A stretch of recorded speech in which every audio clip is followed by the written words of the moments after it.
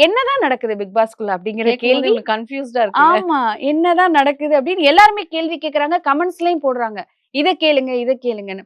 அப்ப எவிக்டட் அப்படின்னு சொல்லும்போது, கனி எவிக்டட் அப்படின்னு சொல்றதும், ரெட் கார்டு குடுக்குற மாரி ப்ரொமோ வரதும், மக்கள ஒரு குழப்பம் குழப்பம் பண்ணி விடுற மாரி இருக்கு. அத நீங்க எப்படி பார்க்குறீங்க? ஆக்சுவலா வந்து பிரவீனோட விஷயத்திலேயே வந்து 2 எவிக்ஷன் வரும்போதே ரம்யா, ஜோவ தூக்கிட்டு தான் பிரவீன போட்டாங்க அப்படிங்கிற மாதிரி ஒரு விஷயம் வந்துச்சு. அதே மாதிரி தான் இங்கேயும் ஆக்சுவல் பிளான்ட் டபுள் எவிக்ஷன் தான் பிளான். ஆனா, அத சிங்கிள் எவிக்ஷனா மாத்துனது எப்ப மாத்துனாங்கன்றது தெரியாது. ஏன் மாத்துனாங்க? அதுதான் தெரியல. அது வந்து மேபி கொஞ்சம் இன்னும் கொஞ்ச நாள் கனி இருக்கட்டும் அப்படிங்கிறதுக்காக மாத்திருப்பாங்களா என்னன்னு தெரியல. ஆக்சுவலா அவங்க பேர் கெட்டு போகக்கூடாது அப்படிங்கிறதுக்காக தான் அவங்கள வெளியில எடுக்கிற பிளான்ல இருந்திருக்காங்க. பட் திருப்பியும் உள்ள வச்சதுக்கான காரணம் மேபி இந்த ஒரு 1 வீக் வச்சு பார்க்கலான்றதுக்காக வச்சாங்களா? இல்ல கேம்ல இப்பதான் பேச தொடங்குறாங்க.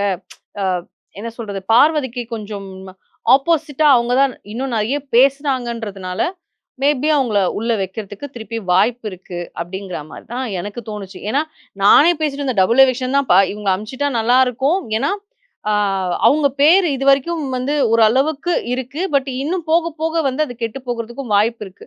மேபி அவங்க வெளில போவாங்க அப்படிங்கிற மாரி தான் நான் சொல்லிட்டு வந்தேன். ஆனா, சடனா எனக்கே ஷாக்கு. ஓகே.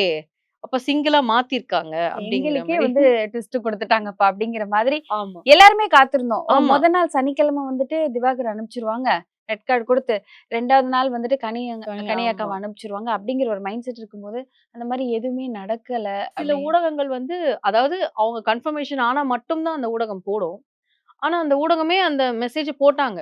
பெரிய ஊடகம். ஆ நாங்களுமே பார்த்தோம். போட்டுட்டு தென் அத அவங்க டெலீட் பண்ணியிருக்காங்கன்னா, அப்போ உள்ள ஏதோ நடந்திருக்கு. ஏன்னா, அந்த ஊடகத்த பொறுத்தவரைக்கும் சேனலுக்கும் அந்த ஊடகத்துக்கும் ஒரு நல்ல ஒரு ரிலேஷன்ஷிப் இருக்கு. அதனால எல்லாருமே அத நம்பி எல்லாருமே அவங்கவங்களோட பேஜ்ல போட ஆரம்பிச்சாங்க. மீம்ஸ் கிரியேட்டர்ஸ்லாம். அப்ப நானுமே நம்புனேன். ஓகே அப்போ உண்மதான் போல இருக்கு அப்படின்னு. அதுக்கேத்த மாரி தான் நம்ப பேசிட்டு வந்தோம். ஆனா அது எப்படி ஆயிடுச்சுன்னா வந்து, நம்ப என்னமோ புருடா உடுறா மாரி அப்படி ஆயிடுச்சு. இல்லங்க. அவங்களே டெலீட் பண்ணாங்கன்னும் போது நம்ம என்ன பண்ண முடியும்?